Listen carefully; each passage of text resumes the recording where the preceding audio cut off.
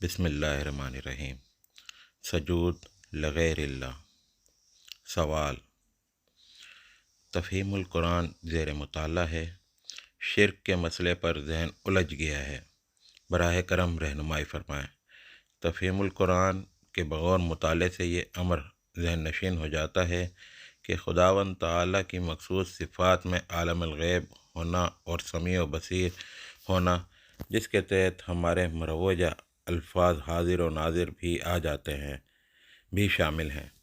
خدا کے سوا کسی کو بھی ان صفات سے متصف سمجھنا شرک ہے، اور حقوق میں سجدہ و رکوع وغیرہ بھی ذات باری سے مختص ہیں۔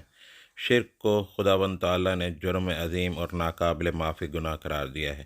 ظاہر ہے کہ ایسے جرم کا وہ خود کسی کو حکم نہیں دے سکتا، مگر فرشتوں کو آدم علیہ السلام کے لیے سجدے کا حکم دیا۔ اسی طرح کوئی نبی نہ تو شرک کرتا ہے اور نہ کرواتا ہے، مگر حضرت یوسف علیہ السلام کے سامنے ان کے بھائیوں اور والدین نے سجدہ کیا۔ سوال یہ پیدا ہوتا ہے کہ اگر سجدہ غیر اللہ کے لیے شرک ہے تو مندرجہ بالا واقعات کی کیا توجیہ ہوگی؟ جواب: آپ نے شرک کے مسئلے میں اپنی جو الجھنیں بیان فرمائی ہیں، وہ تفہیم القرآن کے مسلسل مطالعے سے بآسانی رفع ہو سکتی ہیں۔ میرے لیے ایک خط میں ان کو تفصیلاً رفع کرنا مشکل ہے، تاہم چونکہ شرک کا معاملہ بڑا ہی نازک اور خطرناک ہے، اور میں نہیں چاہتا کہ آپ اس الجھن میں زیادہ دیر تک مبتلا رہیں، اس لیے اختصار کے ساتھ چند الفاظ میں آپ کو مطمئن کرنے کی کوشش کروں گا۔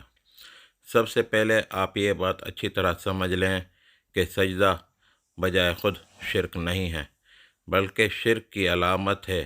اصل میں شرک تو اللہ کے ساتھ کسی کو شریک فی ذات یا فی صفات یا فی الحقوق ٹھہرانا ہے۔ سجدہ اگر اس طرح کے کسی عقیدے کے ساتھ ہو تو شرک ہے، ورنہ اس فعل سے چونکہ مشرکین کے ساتھ عملاً مشابہت ہوتی ہے، اس لیے اسے بجائے خود شرک ہونے کی بنا پر نہیں بلکہ اس مشابہت کی بنا پر ممنوع ٹھہرایا گیا۔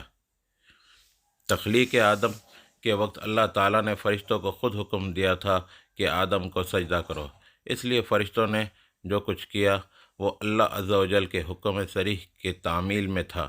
بطور خود وہ آدم کو قابل پرستش یا قابل تعظیم سمجھ کر نہیں جھک گئے تھے، اس لیے ظاہر ہے کہ اس میں شرک کا کوئی شائبہ نہیں ہو سکتا۔ حضرت یوسف علیہ السلام کے سامنے والدین اور بھائیوں نے جو سجدہ کیا وہ اس رویائے صادقہ کی بنا پر تھا جو قرآن کی روح سے اللہ تعالیٰ نے خود دکھایا تھا، جسے حضرت یعقوب علیہ السلام نے الہی اشارہ قرار دیا تھا۔ سورہ یوسف آیت نمبر 4 تک ہے، اور جس کو حضرت یوسف علیہ السلام نے بھی آخر کار اسی خواب کا مصداق ٹھہرایا۔ سورہ یوسف آیت نمبر 100۔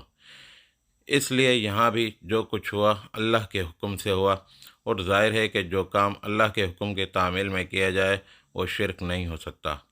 اب اس شخص کے معاملے کو لیجئے جو اللہ تعالیٰ کے کسی فرمان کے بغیر کسی بندے کو معظم و مقدس سمجھ کر بطور خود اس کے آگے سجدہ بجا لائے۔ کیا کسی دلیل سے اس فعل کو بھی غیر مشرکانہ کہا جا سکتا ہے؟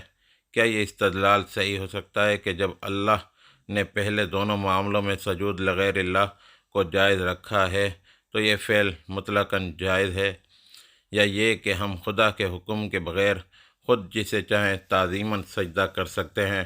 سورہ کہف میں اللہ تعالیٰ اپنے ایک خاص بندے کے متعلق ہمیں بتاتا ہے کہ اس نے فلاں فلاں مصالح کی بنا پر حکم خداوندی سے کچھ مساکین کی کشتی ابدار کر دی اور ایک لڑکے کو قتل کر دیا۔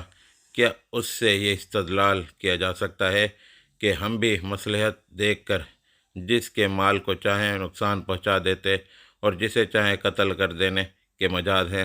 جب اللہ اور راز اور اس کے رسول صلی اللہ علیہ وسلم نے نصوص شریعہ کے ذریعے سے غیر اللہ کے لیے سجدے کو حرام کر دیا ہے اور دوسروں کے جان و مال میں تصرف کے لیے حدود مقرر کر دیے ہیں، تو کسی شخص کو کیا حق پہنچتا ہے کہ اللہ تعالیٰ کے بعض خصوصی افعال کو نظیر قرار دے کر اور ان پر قیاس کر کے ان ممنوعات کو اپنے لیے مباح کر لے؟